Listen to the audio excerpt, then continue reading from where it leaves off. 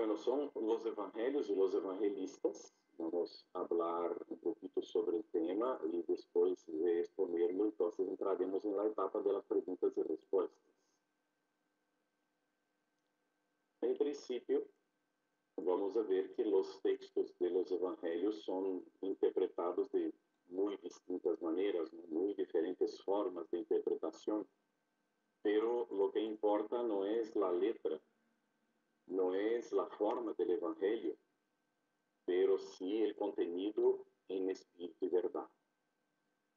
Vamos a observar que el espiritismo ofrece una gran contribución en este sentido porque él justamente explica los pasajes de los evangelios, especialmente en sus aspectos morales, de forma muy objetiva, muy clara, muy esclarecedora para la comprensión del significado de las propuestas que Jesús nos ha dejado. De esta manera, al interiorizar las enseñanzas de los evangelios, el discípulo al final se puede convertir en una carta viva de la buena nueva. Vamos a ver quién propuso esto, que es magistral la idea, y vamos a comprender por qué propuso esta idea nuestro hermano Pablo de Tarso. En realidad Jesús nada escribió.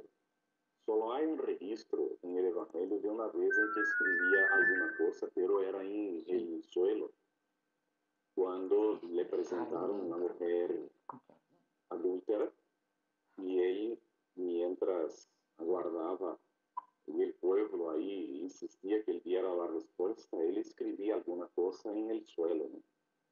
Pero no hay registro de nada de que Jesús haya escrito en todo el tiempo en que estuvo y que haya llegado hacia nosotros. Todo lo que se escribió a su respecto fueron otras personas y muy especialmente los evangelistas. Pero en un primer momento había nada más que fragmentos de hechos y de algunas enseñanzas de Jesús.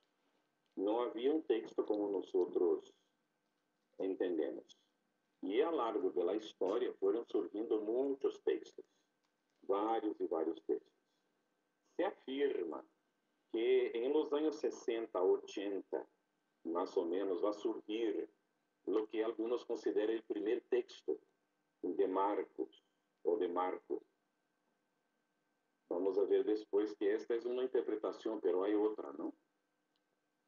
Según esta interpretación, vamos a tener entre los años 80 a 98 el aparecimiento de los evangelios según Lucas y Mateo. Este Mateo sería el que quedó conocido después como el primitivo. Hoy sería un texto perdido. De 98 a 110, estamos hablando después de Cristo, de nuestra era, ¿no? Aparece en Éfeso el Evangelio según Juan, el evangelista. Después va a surgir, según esta interpretación, un otro Mateo, escrito en griego ya, pero más completo que el Mateo primitivo.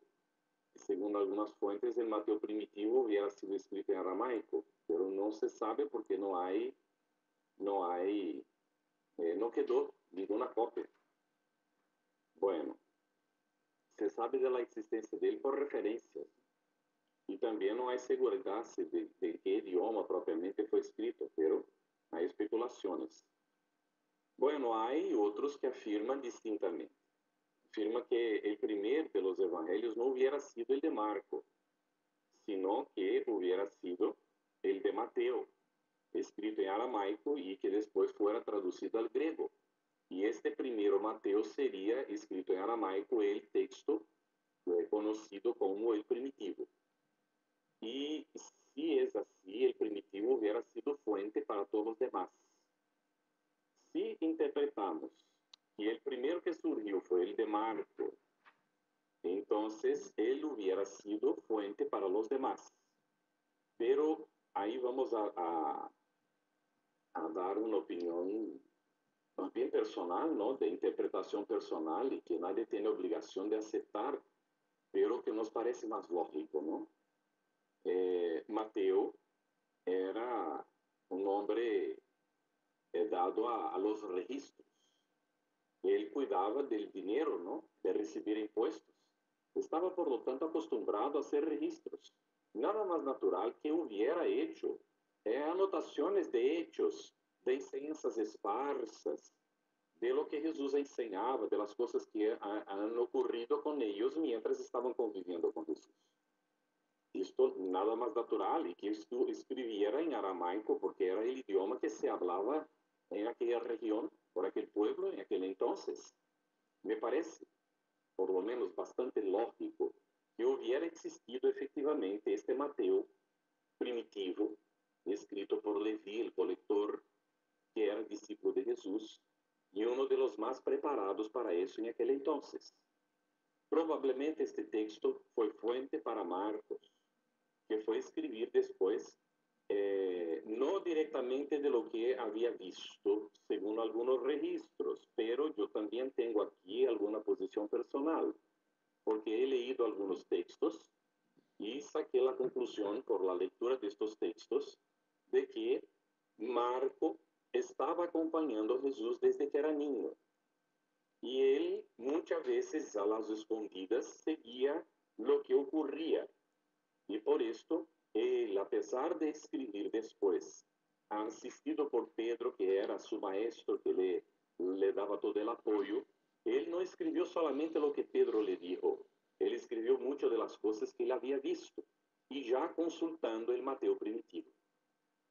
Porque de alguna manera él llegó a conocer Mateo, así como conocía a Pedro. Y probablemente haya recibido de sus propias manos las anotaciones que él hizo.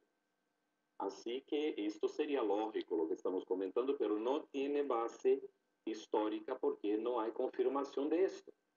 Son normalmente especulaciones, pero es como yo entiendo y por lo tanto transmito para quien nos esté escuchando, que es como nosotros entendemos, ¿no? Entonces, repitiendo, en nuestra interpretación, ha surgido un Mateo primitivo, registros de Leví en aramaico, y que fueron hechos como, él escribió ocurrencias, hechos de la vida de Jesús y algunas enseñanzas esparcidas, como dichos, como ciertas frases que resumían ciertos conceptos, vamos a decir así, aún sin una secuencia, sin en aquel primer momento.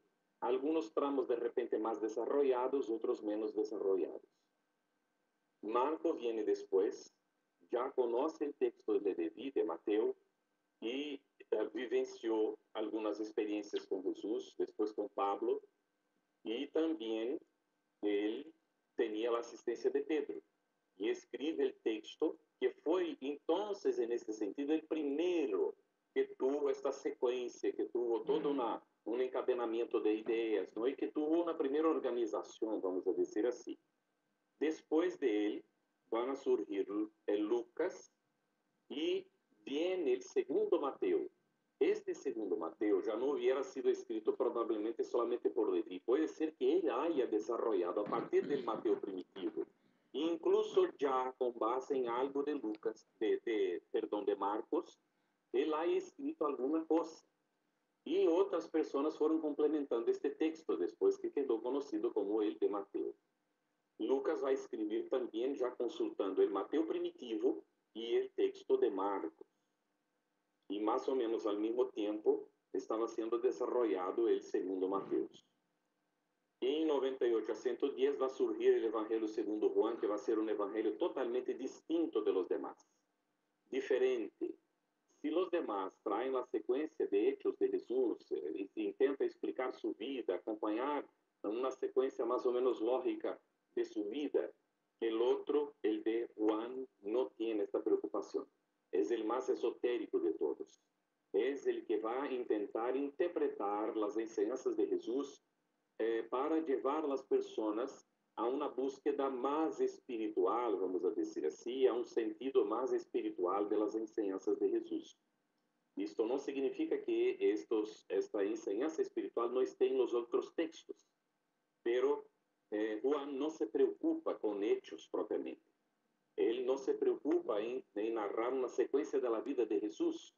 Él simplemente va al aspecto más espiritual de toda la tarea de la misión del maestro. Bueno, el hecho es que han surgido muchos textos a lo largo del tiempo y hoy eh, muchos de ellos, por ejemplo, no en el siglo III de la era cristiana. Y ahí vamos a ver que hoy son conocidos más o menos unos 20, poco más que esto, ¿no? De cuando en cuando se encuentra un otro original por ahí. Los copistas, en aquellos entonces, como no había imprensa, no había la prensa, los copistas copiaban los textos a mano. Cuando nosotros leemos Pablo y Esteban, por ejemplo, una de las tareas de Pablo era divulgar el, el Evangelio, ¿no? Los textos. Y según consta ahí, él utilizaba el texto de Mateo. En aquel entonces Marcos era un niño, e incluso jovencito, ¿no? Acompañó, intentó acompañar a Pablo y el tío Timoteo, creo que fuera, para la tarea de divulgación, pero no soportó toda la dificultad, ¿no?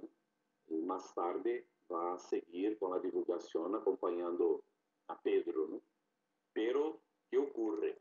En aquel entonces, donde llegaba, incluso el propio Marcos ha auxiliado en esto probablemente, y Timoteo auxilió mucho en esto, en copiar el texto que tenían para multiplicar la divulgación del Evangelio.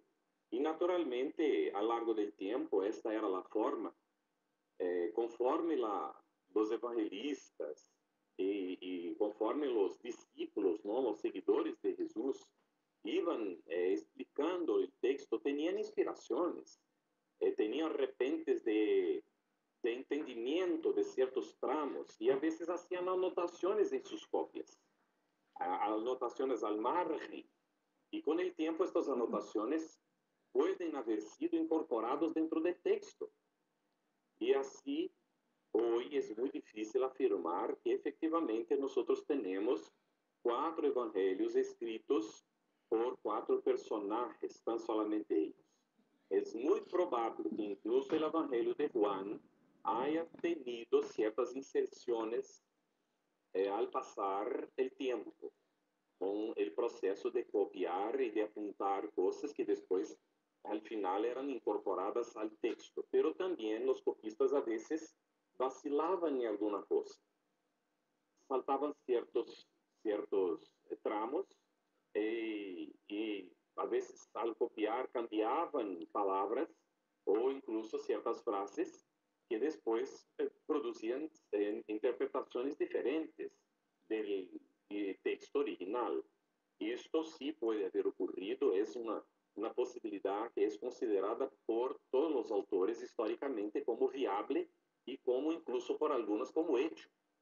Que sí, que pasó esto, que ocurrió esto, que hubieron inserciones de anotaciones al margen dentro del texto por algunos copistas o en algunos momentos por las traducciones que fueron hechas y también cambios en ciertas palabras y después en ciertos, incluso en ciertas frases, ciertos tramos o supresión. Otra problemática también que debe de ser examinada son las traducciones. Las traducciones traen siempre una gran dificultad. Y esto nosotros vemos en todos los textos primitivos, incluso en la Biblia. Y lo que dio una discusión tremenda a lo largo del tiempo es que la palabra que nosotros traducimos por día, ella tiene una significación también de tiempo, de era, y no simplemente un día de 24 horas. Y cuando llegó hacia nosotros, llegó que Dios había creado el mundo en 7 días. Y nosotros entendimos de 24 horas, pero eran 7 eras, épocas, ciertos 7 tramos de pasaje de tiempo, que podrían no ser iguales incluso, que podrían haber durado más o menos tiempo, ¿no? Entonces, dentro del texto también del Nuevo Testamento, podremos nosotros a lo largo del tiempo haber cometido estas equivocaciones, porque las palabras cambian de sentido.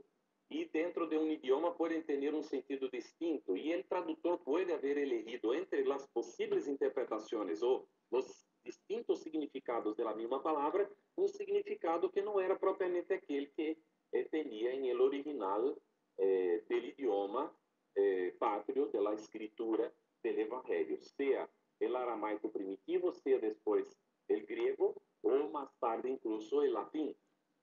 Bueno, vamos a ver entonces que las iglesias también se empezaron a multiplicar en aquel entonces, y cada obispo quería tener su propio evangelio o seleccionar el texto que consideraba el mejor. En 384, la confusión era muy grande. Había muchos textos, una confusión tremenda. ¿Cuáles de ellos eran los textos que realmente reflejaban el paso de Jesús entre nosotros? Y el Papa Damaso va a confiar a San Jerónimo una traducción latina del Viejo, del Antiguo y del Nuevo Testamento. Bueno, delante de tantos originales o copias que tenía ahí, San Jerónimo va a componer el Nuevo Testamento con 4 evangelios, hoy conocidos por nosotros, y muchos de ellos son considerados apócrifos.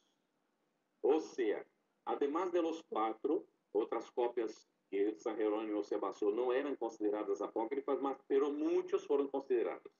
Y el hecho es que después fueron incluidos en el canon, o sea, en la recomendación de la iglesia, solamente los 4 textos: el de Mateo, de Marco, de Lucas y de Juan.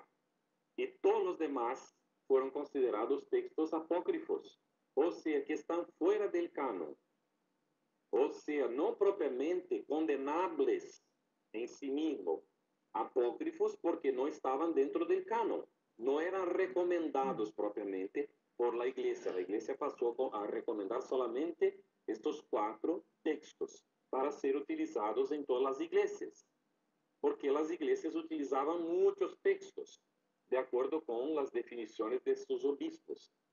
Bueno, él mismo dijo, San Jerónimo, que él estaba en una situación muy compleja.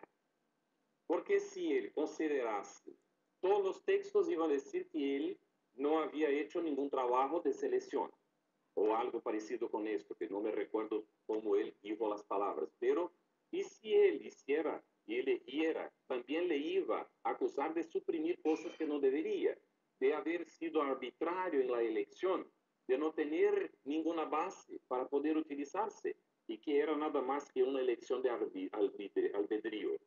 El hecho es que él sabía que era lo que se estaba enfrentando, pero tenía que obedecer al Papa Damaso y hacer lo que él le había sido recomendado hacer. Bueno, el hecho es que esta traducción de San Jerónimo también sufrió alteraciones posteriores. Bueno, mucha gente duda del contenido de los evangelios, pero León Denis, bueno, ¿por qué? Por cuenta de todo esto que estamos comentando. Muchas personas dudan, porque son tantas las confusiones, tantos textos han surgido, tantas cosas fueron escritas, por muchas veces la cabeza de las personas, por ideas que tenían, fantasías y todo lo más. Entonces, hay personas que dicen, bueno, no hay cómo confiar en esto, pero León Denis afirma, a pesar de todo, no existo en admitir la autenticidad de los evangelios en sus primitivos textos, o sea, en sus textos primitivos. O sea, él admite la autenticidad del evangelio en sus textos primitivos. Pero ahí estamos nosotros en una gran dificultad. Lo que llegó hacia nosotros son los textos primitivos. Por todo lo que hemos examinado, ni todo son los textos primitivos. Hay inserciones, hay cosas buenas inseridas, pero puede haber también equivocaciones inseridas. Para los expertos no es difícil reconocer las adiciones, los acréscimos, las agregaciones de los cristianos judíos. Ellos denuncian su origen y contrastan con las palabras de la doctrina de Jesús aquilo que consideram que foi agregado por aí. Há vários estudos sobre isso, vários estudos. Pero não nos preocupemos, ¿eh? Vamos a ver que há solução muito tranquila para todo esto e não devemos de estar muito preocupados com o assunto e incluso como espiritistas, ser radicales a ponto de dizer isto não vale nada. Muito por el contrário.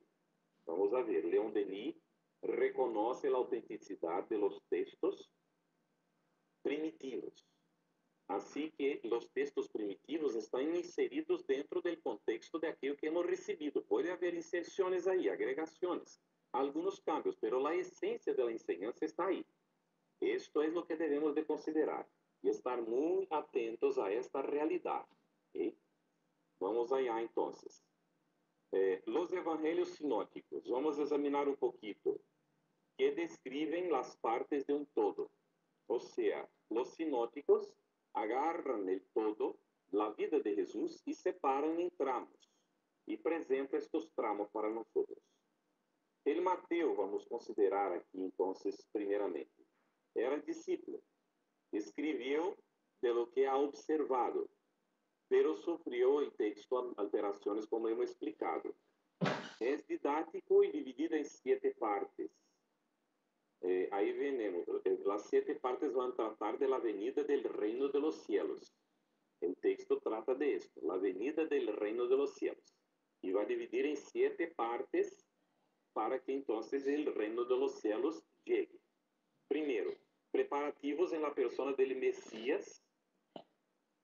Preparativos en la persona del Mesías, niño. Estamos en los capítulos 1 y 2. ¿Está bien? Después, la segunda parte, la promulgación de su programa en el sermón de la montaña o del monte, que están en los capítulos de 3 a 7. Él considera aquí, este autor que examinó de esta manera, que a partir del capítulo 3 ya empieza el sermón de la montaña. El sermón de la montaña está efectivamente en el capítulo 5, pero tiene algunas referencias anteriores y posteriores. Esta es la segunda parte. Vamos a repetir. La primera, preparativos en la persona del niño Mesías. 1 y 2 son los capítulos.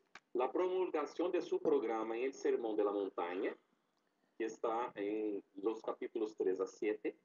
Y después su preparación por medio de misionarios con señales anunciados por los milagros y discurso de la misión que presenta las directrices de la tarea de esta propia misión.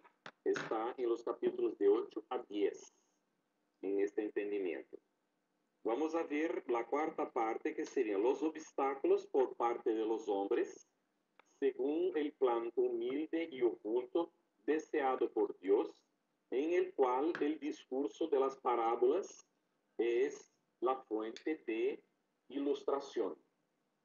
Vamos a tener esto en los capítulos 11:1 a 13:52.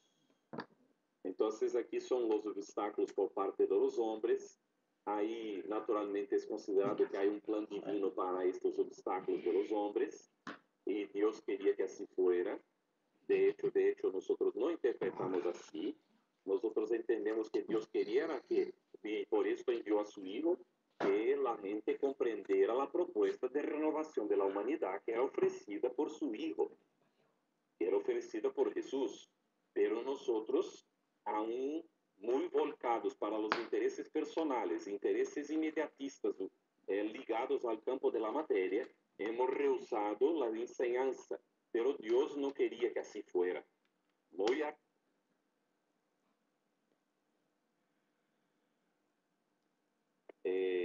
Ahí vamos a tener las parábolas aquí, son la fuente de ilustración, y efectivamente ellas tratan mucho de las situaciones del diario vivir y de las dificultades que tenía la gente de comprensión de la propuesta que Jesús traía. Tanto es así que él utiliza las parábolas para hacer con que el pueblo pueda comprender su enseñanza.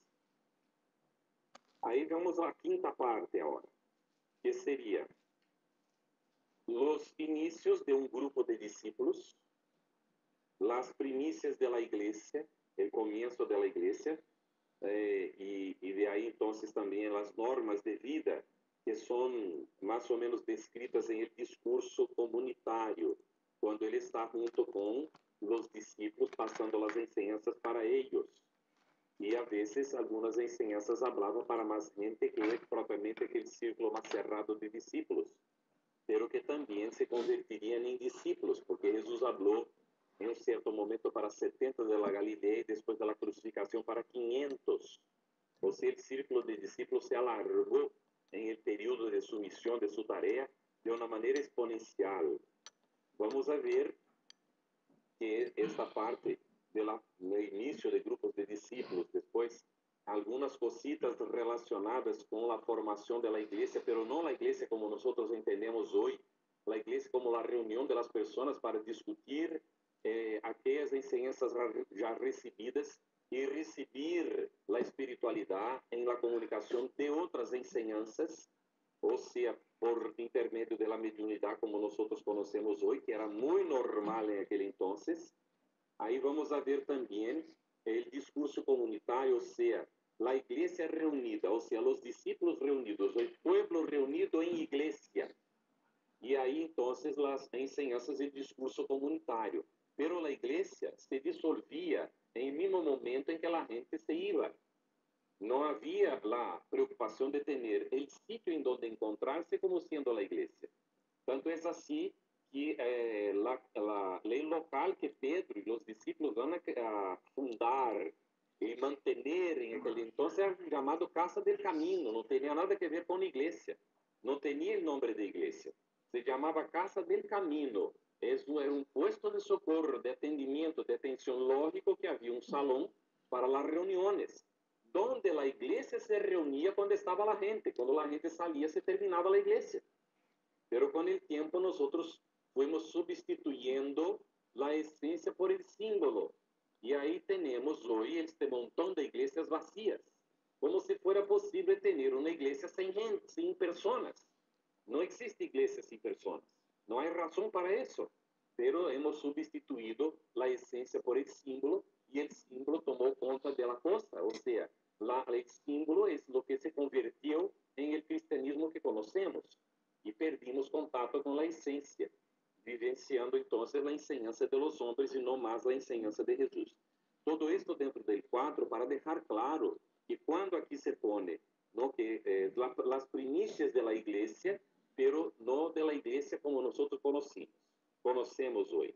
Pero lógicamente, por cuenta de nuestra inferioridad, de nuestra necesidad de organización, porque no tenemos cómo entender de otra forma, y es nuestro estado evolutivo que nos impone eso, vamos a organizar las comunidades más permanentes, pasamos a elegir ciertos obispos que pasaron a vivir de la economía de la comunidad, cuando el propio Pablo no recomendaba esto, él trabajaba todos los días, él utilizaba un tear, era tecelán, él ganaba su dinero durante el día para poder supervivir y aún escribió para no ser un peso para la comunidad.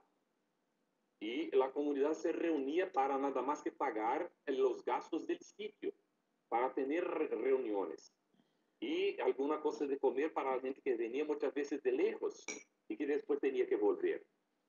Y lo que se tenía que gastar para copiar los textos, si era el caso. Pero todo de donación voluntaria entre la gente. Con el tiempo fuimos convirtiendo las cosas, cambiando las cosas y creando organizaciones cada vez más complejas. Y las organizaciones más complejas asumieron entonces la posición de la simplicidad que se tenía en el comienzo, y ella pasó, la propia iglesia, como vamos a poner entre comillas, a ser más importante que las personas, y las personas ya pasaron a no ser tan importantes dentro de la propia iglesia, porque la iglesia ya serían los representantes del pueblo, o los representantes de la iglesia, vamos a decir así.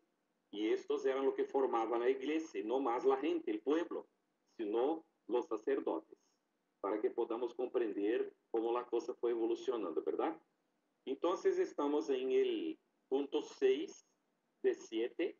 Vamos a repetir todo muy rápidamente después. La crisis que prepara el advenimiento definitivo, suscitado por la creciente oposición de los jefes judíos y anunciadas por el discurso escatológico, que sería entonces de 19 a 25 el capítulo, y que va ya a empezar a tratar aquí dentro de este discurso la cuestión de la partida de Jesús, la cuestión de los desafíos, de la incomprensión de que él podría ser llevado a la cruz, ¿verdad?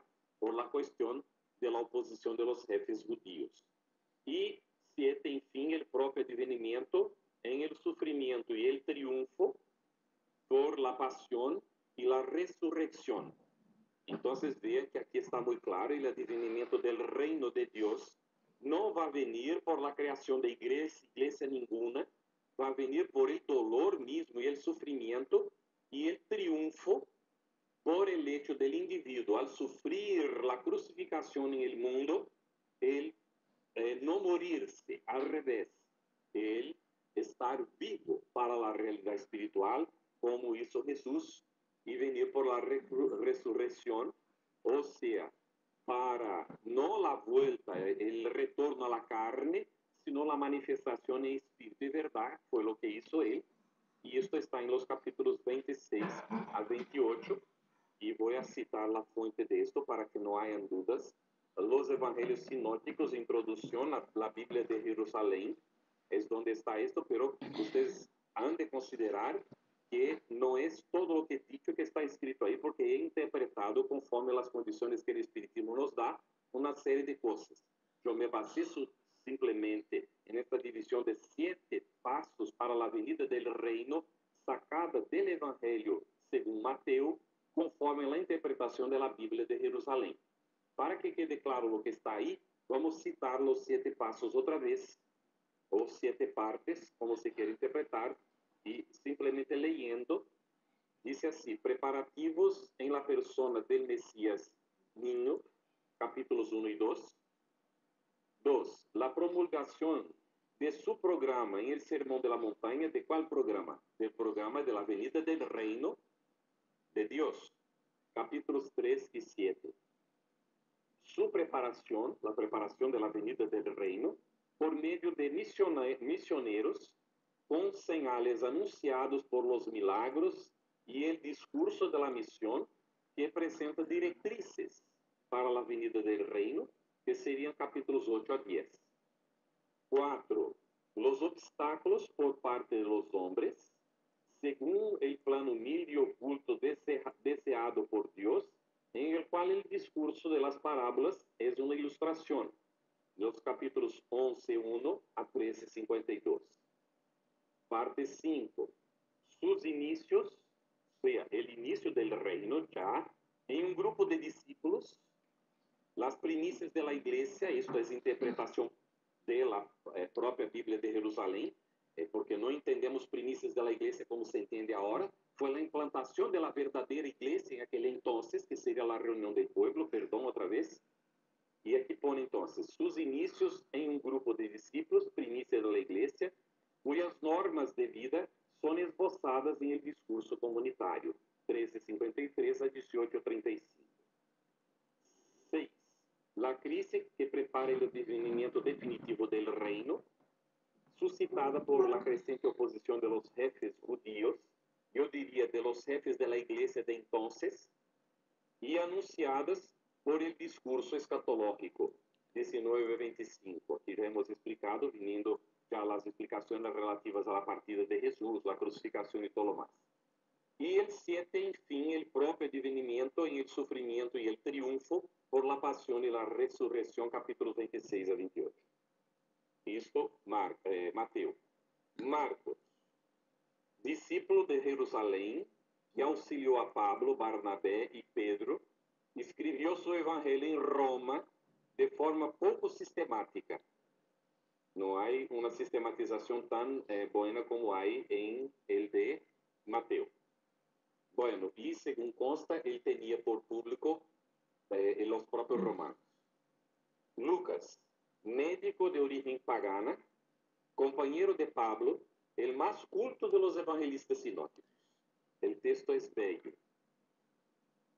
Juan escribe de forma analítica, es donde más aparece la intuición, en la desarrollo del texto. Vamos a ver ahora, hemos visto sobre los evangelios, ¿verdad? Comentemos un poquito sobre los evangelistas.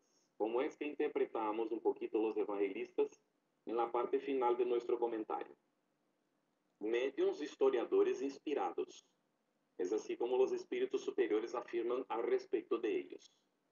Independencia en sus características mediúnicas. Cada uno de ellos tenía ciertas características mediúnicas.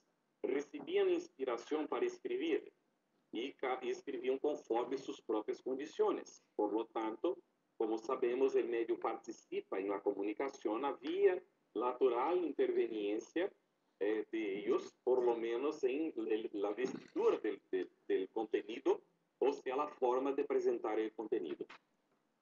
Entonces, vamos a ver, independencia de sus características mediúnicas, y conocieron directamente o escucharon de quien conoció a Jesús, o tuvieron fuente directa a Jesús, o tuvieron como fuente indirecta o relato de otras personas.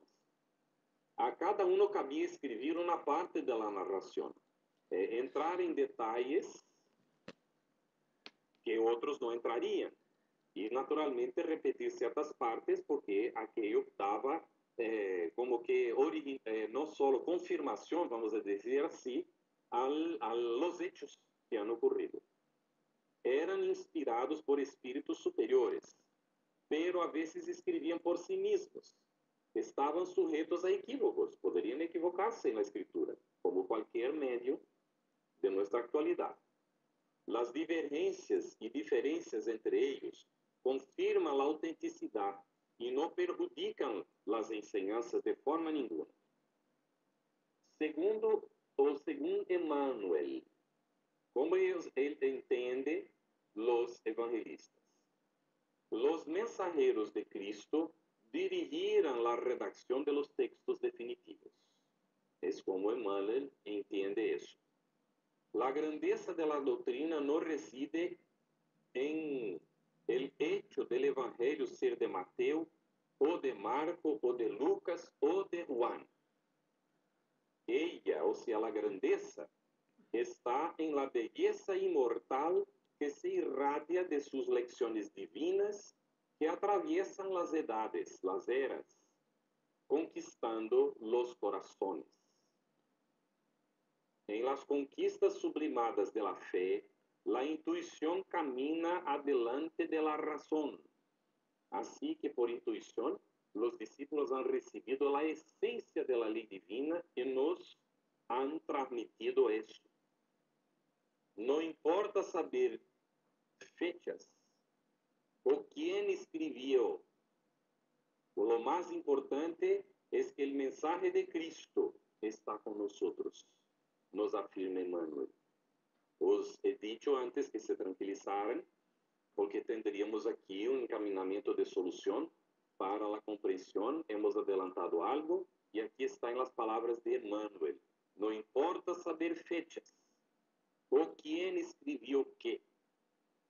Lo más importante es que el mensaje de Cristo está con nosotros, principalmente porque Él escribió el mensaje en nuestros corazones. Vamos a la conclusión. En Pablo, en la segunda epístola que escribe a los Corintios, en el capítulo 3, versículo 3, él dice que nosotros deberíamos de convertirnos en cartas vivas de Cristo. Esto es de fundamental importancia.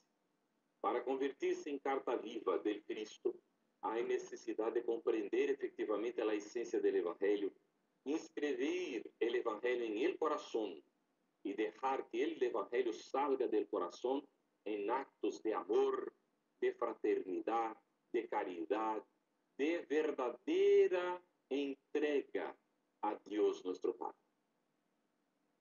Jesús era la carta viva de Dios.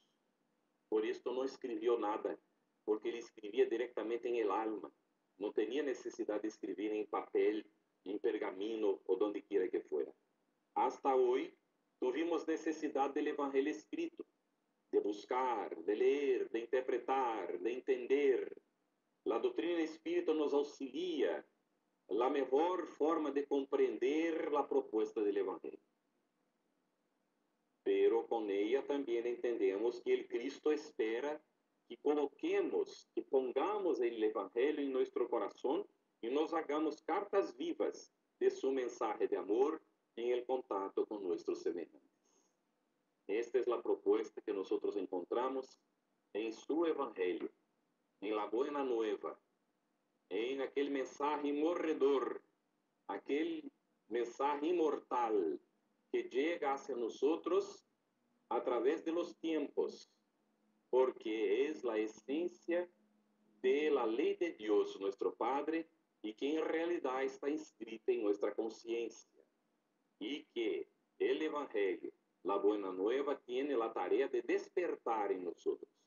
Por lo tanto, si necesitamos de estímulos que vienen desde afuera, tengamos la conciencia de que la esencia de la enseñanza divina está en nosotros mismos.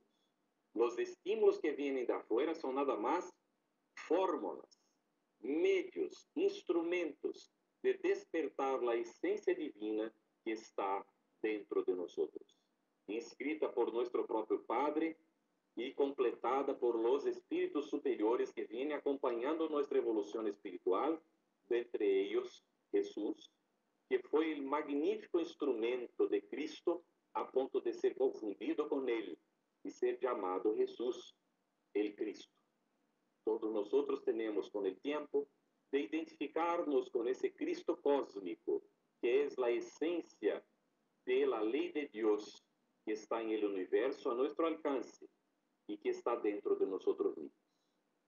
Vamos, por nosso próprio esforço, a largo del tempo, com o apoio do Espiritismo, de los espíritos superiores que nos assistem, convertir-nos em cartas vivas, llevando o mensaje de Jesus, não solamente com palavras, pero principalmente com nosso exemplo de transformação moral, de esforço continuado para superar nossas macelas, inferioridades e problemas, para ser cada dia mais hermanos uns de outros, para implantar aqui na terra, porque implantado em nossa interioridade, o verdadeiro reino de Deus. Cerramos aqui e abrimos para as perguntas. Não he visto nada escrito em área de texto. Vou bromear outra vez. Quando não há perguntas, de dos unas. Se han compreendido todo ou não han compreendido nada. Porque não dá nem para hacer perguntas, ¿no? Vamos a ver se escucháis, não se não há que receber informação. Por favor, só confirmar. Maite, confirma se me escuchas. Uma pessoa basta. Não tenho confirmação.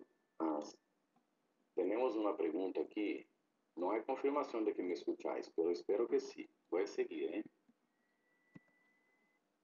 Se escucha, muito bem. Há uma pergunta de Paulo. Ele disse assim, que ¿qué visión tiene el espiritismo acerca de la virginidad de María, su madre, y de haber quedado encinta por el Espíritu Santo? Ok, muy buena la pregunta. Es natural cuando se estudia el Evangelio de tener esta duda. Y algunas interpretaciones del Evangelio dejan muy claro, ¿no? Cuando leemos como foi a situação e tal, e como nasceu Jesus, e o que está descrito aí, é que de hecho, segundo o texto, Jesus hubiera sido concebido por María sola, ele era fruto do Espírito Santo, e nadie conseguia explicar esto, pero hay autores que afirman que esto era nada más que una figura de lenguaje, que era natural que se escribiera así, porque se quería dar a Jesús un estatus de Dios, y que antiguamente los grandes héroes y gobernantes, ¿no? Faraós y tal del pasado, también se tenía ciertas cosas escritas de ciertos dioses egipcios, por ejemplo, que la concepción de ellos era divina y cosas así. Y esto hubiera sido copiado de estas historias anteriores a Jesús. Pero, de hecho, no hay una base sólida para confirmar, ou seja, para concluir em um sentido ou outro. Por lo tanto, os vou apresentar dos teorías dentro de esto. Una de ellas, teoría, observen bien, María efectivamente hubiera sido concebida, no vamos a entrar en el mérito de cómo fue esto, probablemente incluso mismo después de ya estar casada con José o lo que sea, no sé cómo fuera, ella tuvo una concepción normal y ahí hay explicaciones varias de cómo eran los hábitos de aquel entonces, de cómo las cosas ocurrían y hay varias explicaciones y que se utiliza para decir que sí, ella podría haber tenido un embarazo normal. Bueno, pero ahí entonces los evangelistas serían todos mentirosos, ¿no? De toda manera, a esta interpretación. Uno que já está desencarnado foi um dos maiores filósofos espiritistas de Brasil. Eu tenho uma grande admiração por ele, por muitas coisas que deixou escrito, pero neste ponto não concordo com ele, como há outros que não concordo. Foi Herculano Pires, e que escreveu afirmando que Maria não era virgem coisa nenhuma e tal, e uma série de coisas que ha posto aí, e eu não concordo com o texto da forma como está posto. Um pouco agressivo incluso. Entonces, a la otra teoría es que si María tuvo una concepción diferente, nada imposible desde el punto de vista del espiritismo, y hubiera sido una acción fluídica, y esta acción fluídica le produjo una apariencia de embarazo, como si ella estuviera efectivamente embarazada todo el tiempo. Y después incluso ella tuvo el nacimiento, entre comillas, de Jesús sola, según está el registro. No estaba ahí José con ella, no había nadie con ella, ni parte de los animales. Nadie sabe explicar cómo fue que ella tuvo esta concepción sola, y a pesar de que es posible que una mujer tenga un nacimiento sin asistencia, esto es posible, pero de todas maneras ella hubiera tenido ahí este nacimiento sin asistencia. Y se afirmaría entonces que por esta forma ella hubiera sido una medium para la materialización de un cuerpo para la manifestación de Jesús. En esta teoría, Jesús es un espíritu tan superior que não haveria possibilidades de ser contenido em um corpo comum como o nosso, em um processo natural de reencarnação ou de encarnação aqui na Terra. Ele estaria utilizando, por lo tanto, um corpo fluídico. Em los tempos mais primitivos, siglo I ou II, por aí, provavelmente, ha surgido uma teoria de los docetistas, e que afirmavam que Jesús no había sufrido nada porque él solo tenía un cuerpo de apariencia. Bueno, más tarde, después va a surgir en la época de Allan Kardec, cuando Kardec escribía el Evangelio según el Espiritismo, un otro autor y también dirigente de trabajos mediúnicos y tal, va a utilizar la mediunidad de Madame Collignon para recibir textos que estão referenciados como sendo de los 4 evangelistas assistidos por Pablo e outros espíritos, e vai dar uma interpretação versículo a versículo de los evangelios. E este livro se chama La Revelación de la Revelación, de Rustem, J.B.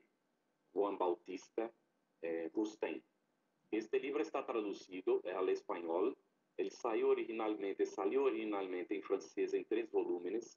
Foi traduzido ao português em 4 volúmenes, porque se hizo anotações al margen indicativas del contenido del texto como referência, e aí aumentou um volume para 4, pero está traduzido e editado pela Humanitas de Barcelona em espanhol, um volume único em papel Bíblia, um papel fino, y está muy bien la traducción, por lo que nosotros pudimos entender. Yo tengo una copia, es accesible, se compra por internet incluso, basta entrar en la editorial y se encuentra por internet, y ahí trae esta interpretación, que según encontramos fue contestada por Allan Kardec, que a pesar de haber escrito sobre los agéneres y la posibilidad de la materialización más permanente de espíritus, no hubiera aceptado la idea de que Jesús tenía un cuerpo fluídico.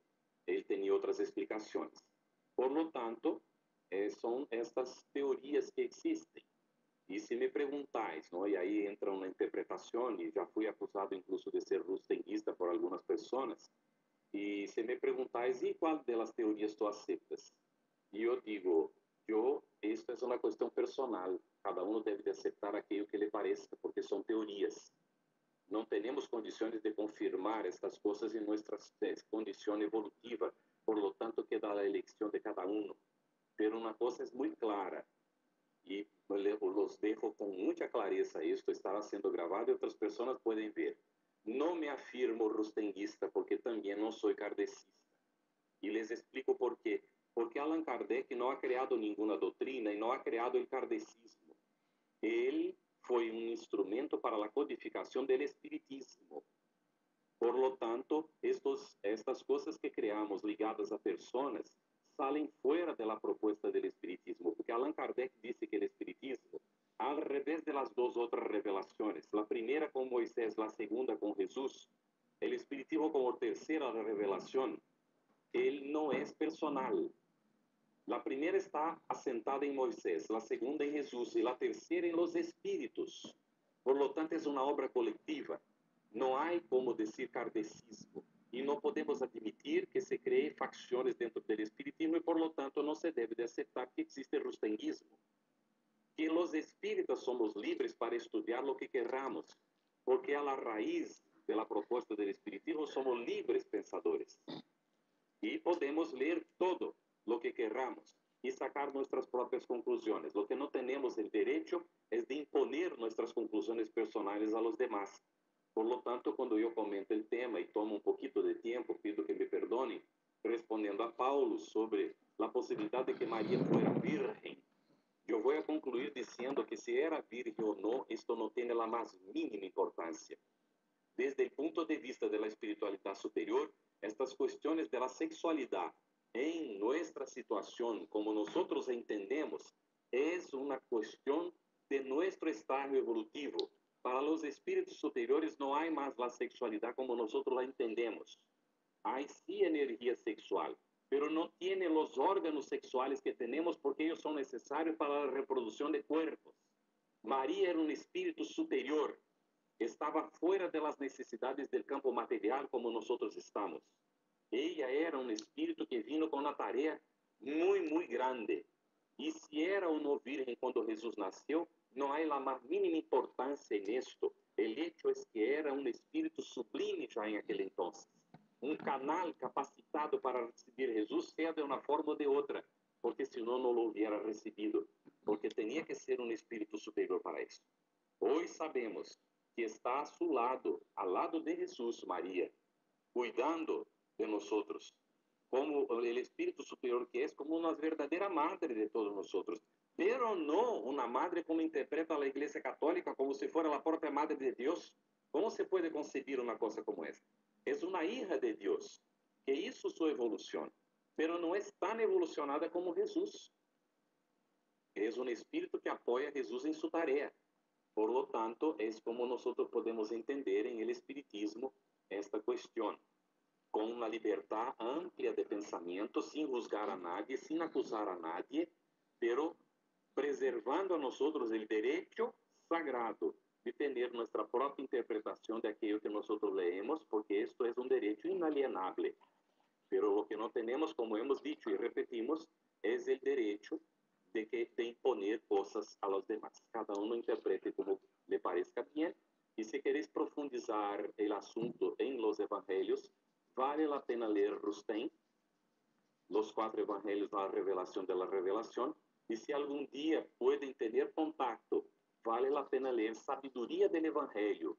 Está en portugués, se puede bajar por internet, de Carlos Torres Pastorino. Quien puede leer, tiene facilidad para el portugués, o aunque no tenga, recurra a un diccionario.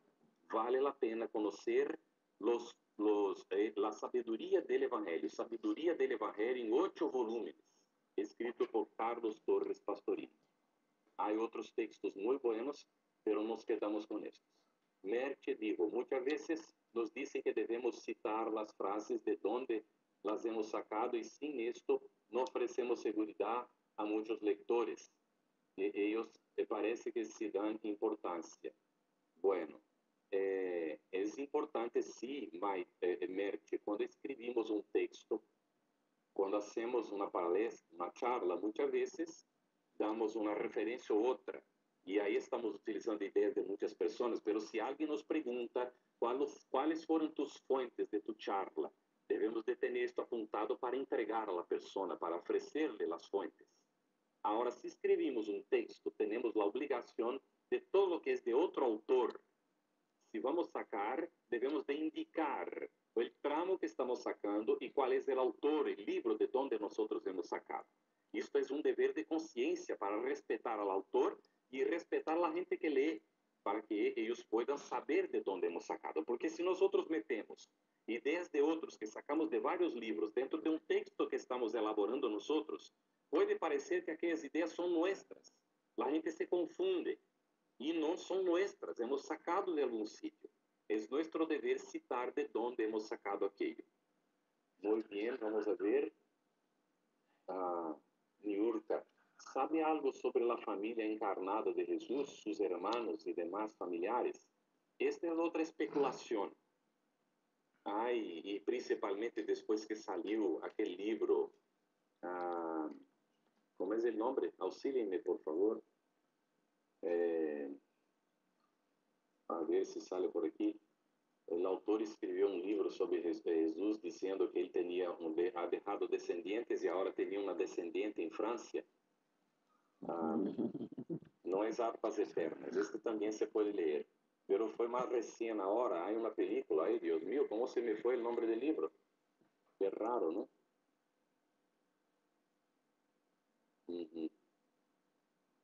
Não vi o nome do livro, vocês também não sabem qual é. Sim, porque que? De Da Vinci? Código da Vinci, exatamente, o Código da Vinci. É toda uma fantasia muito interessante, não, que foi escrita, pero não se pode dizer que aquilo seja realidade. Há autores que têm muita criatividade, verdade? Assim como J.J. Benítez, que escreveu El Caballo de Troia, e que muita gente pensava que era uma realidade quando começou a ler, e é nada mais que fruto de uma fantasia, verdade? Aunque escreveu um relato da crucificação de Jesus que é impressionante, não? Uno lê e pensa provavelmente haya sido dessa forma mesmo. E então, os autores têm muita criatividade. Não temos base nenhuma para afirmar que Jesus foi casado e que ele teve filhos. E aí há a afirmativa, não, de que, sugerência por lo menos, de que se casou com Maria Madalena. E que em el quadro de Da Vinci, quando ele pinta o quadro, em realidade ele está poniendo uma das discípulas, que seria a própria Maria Madalena, que seria a mulher de Jesus, que estaria sentada com ele aí. E que o hecho de que ele la pintou assim um pouco de al lado, como se poniendo um pouco sobre ele, não? Era para deixar um hueco que formava como uma espécie de cálices, ou se ella ponía, não sei como, uma coisa assim, não? São interpretações e eu leí e entendo, me parece muito interessante como fantasia, pero não temos base para crer nisso. Não há base nenhuma. Se afirma que a Igreja Católica, ao longo do tempo, ha hecho de forma que não se tuviera notícias, señales de la família de Jesus para não dividir a herência da Igreja. Pero que herência? Do que estamos falando, não? É uma confusão isso. Vamos deixar isto de lado porque não tenho condições de profundizar isto com eles. José, como há que entender as palavras de Jesus? A quem les perdonéis los pecados, les serão perdonados. Significa isso que necessitamos intermediários para os que nos perdonem os pecados? Isto foi uma interpolação, ¿viste? Visible. Esta é uma das interpolações do texto que entrou bastante mais tarde e que nunca nem jamais foi pronunciada por Jesus, por lo menos é como eu entendo. E se há alguém que discorda, me perdonem, por favor, pero aqui seguramente é uma interpolação, em nosso ponto de vista, ok? Não vale a pena nem interpretar. Jesus não diria uma barbaridade destas. Nesse bajo me parecer, Maria, é uma boa explicação, Carlos. Okay. Vamos a ver, verdade. Se alguém deseja ter umas explicações razonáveis sobre a encarnação de Jesus e outras questões, o livro Sublime Peregrino, ok, também com reservas. Você pode ler el Sublime Peregrino con algunas reservas, porque hay muchas interpretaciones personales ahí adentro. Incluso habla de varias reencarnaciones de Jesús y no hay ningún hecho que pueda confirmar esto. Si él es como Juan ha dicho, cuando él aquí vino, él ya era. O sea, fue canal cósmico de formación de la Tierra, un espíritu superior que no reencarnó en la Tierra. Si vamos a describir reencarnaciones de Jesús, habrá que ser en otra era, en tiempos muy remotos, en otros sitios, porque en la Tierra no fue. Él aquí estuvo aquella vez y no más. Esto por lo menos es lo que entienden muchos espíritus, incluso Emmanuel. ¿Ok? Vamos a ver, Xiomara. El libro que citó Carlos es editado por una editora del Opus Dei. ¿Cuál es el libro que he citado? Que es de Opus Dei. El libro que he citado yo y que es de Opus Dei. Yo no he citado ningún libro de Opus Dei por lo que sé. Por favor, cuidado con estas afirmativas.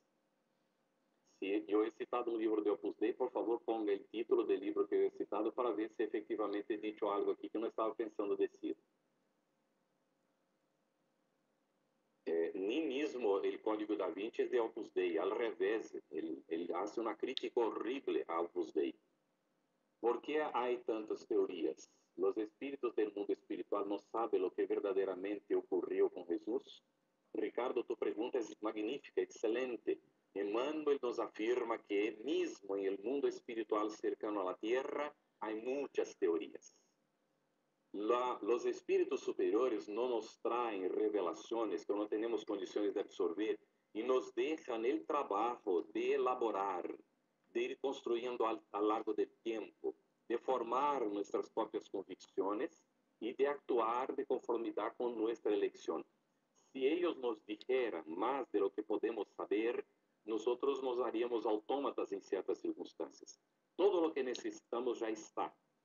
Yo os digo con toda sinceridad, saber si Jesús tuvo un cuerpo fluídico o no, no altera en nada las enseñanzas que Él nos dejó. Por lo tanto, no es esencial. No vale la pena discutirlo y ni dividirnos por cuenta de una cuestión como esta. Si me comprendéis, ¿no? No vale la pena. Como muchas otras teorías, no vale la pena. ¿Cuál es la esencia? A esto nos agarramos todos, porque en la esencia nos encontramos. Aunque una persona piense distinto totalmente de la otra persona, los dos se pueden amar. Discuten el campo del terreno de las ideas, pero el amor puede ser el mismo entre ellas. Pero cuando confunden una cosa con otra, se van a pelear y van a perder su tiempo y la oportunidad de evolucionar. No tenemos que pelear con nadie, no hay por qué pelear, especialmente por ideas diferentes que no tenemos como confirmar por nuestra pequeñez evolutiva. En el futuro, muy adelante, cuando ya nos hayamos desprendido de todo esto, vamos a saber. Y ahí no vamos a revelar a los que están atrás, porque tendrán ellos que hacer su camino también. Vamos a revelar la esencia, si podemos, y somos invitados a esto. La esencia es lo que está en las leyes morales del libro de los espíritus. Ok, vamos a ver si hay más alguna pregunta. Si no hay, nosotros vamos a cerrar. Pregunta de Isi. ¿Podrías hablar un poco de la vida personal de los evangelistas? Mira, no hay registro para que podamos hablar de esto, ¿no? Lo que podemos hacer son deducciones. Por ejemplo, Mateo hubiera muchas veces concretado encuentros de Jesús con los otros cobradores de impuestos. Esto es una posibilidad, pero ¿en dónde vamos a buscar una fuente para confirmar esto? Hay muchas cosas que se pudiera deducir por lógica, pero lo que tenemos más seguro de la vida de ellos, especialmente en el periodo después de Jesús, está en Pablo y Esteban. Está en hace 2000 años, que este es más de la propia época de Jesús, y está un poco en 50 años después. Son las fuentes más seguras que nosotros podemos contar dentro del espiritismo, ¿no? Hay muchos libros escritos por varios autores que intentan hacer interpretaciones de aquel entonces. Yo no tengo condiciones de conocimiento suficiente para hablar de la vida personal de ellos. solamente interpretaciones de lo que hemos leído hasta hoy, y no es nada muy seguro, ¿ok? En términos de, mira, por ejemplo, ahora voy a narrarles cómo vivió Pedro. Hay una serie de cosas que puedo hablar, pero son cosas que están ya escritas en el Evangelio, está en Pablo y Esteban, y son las mismas fuentes que ustedes pueden tener al alcance, ¿ok?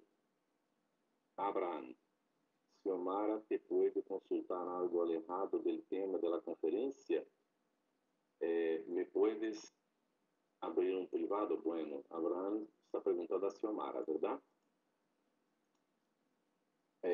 Alejandro Sosa, ¿por qué los humanos nos preocupamos de cuestiones no relevantes y no sabemos centrarnos en lo sublime del Evangelio de Jesús? Esta es la gran pregunta, Alejandro. Algunas veces tenemos que aclarar, ¿verdad? Porque las preguntas surgen, la gente tiene intereses y quiere saber, pero el deber del divulgador espiritista es no solamente con sus palabras, pero también con su esfuerzo, vivir la enseñanza de Jesús.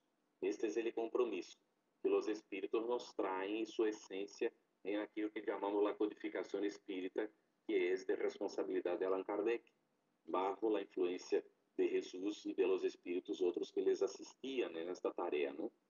Entonces, debemos de centrarnos en la esencia, lógico que sí, pero cuando nos preguntan, aclarar con tranquilidad y esperar que la gente pueda comprender que estos puntos que generan disputas, ellos no son buenos para nadie.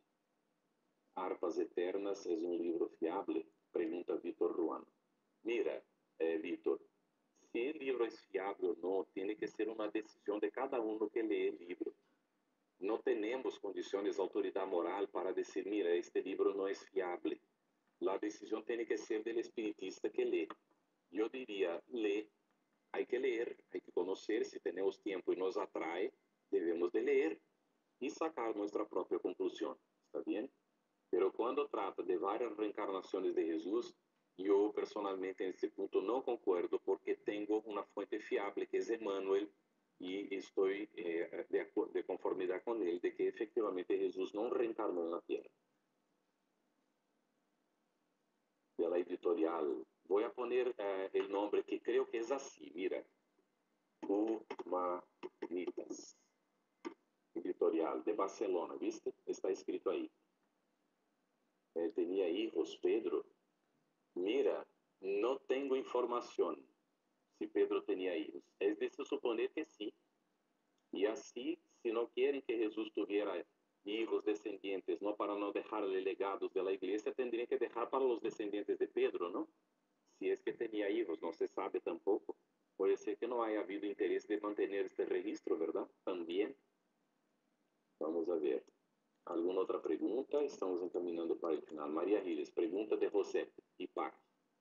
¿Cómo se sabe de la oración que tuvo Jesús en el monte de los olivos antes que él le arrestaran? Si no hay, no, no consigo comprender. No está completada la pregunta. Vamos a ver. Mamen, ¿podrías decirme dónde dice León Denis que no rechaza el texto primitivo de los evangelios? Un momentín. Vamos a abrir aqui outra vez. Eu vou dar a fonte de Leão Denis.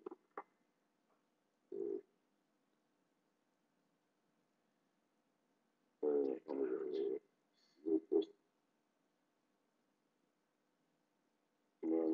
Emmanuel, do Evangelho. Vamos ver em onde está.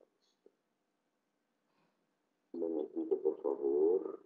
Leão Denis. Estou buscando, hein? Está aqui, Leão Denis.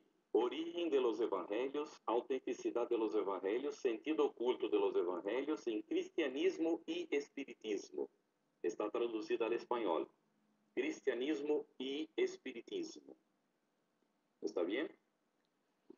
Cristianismo y espiritismo.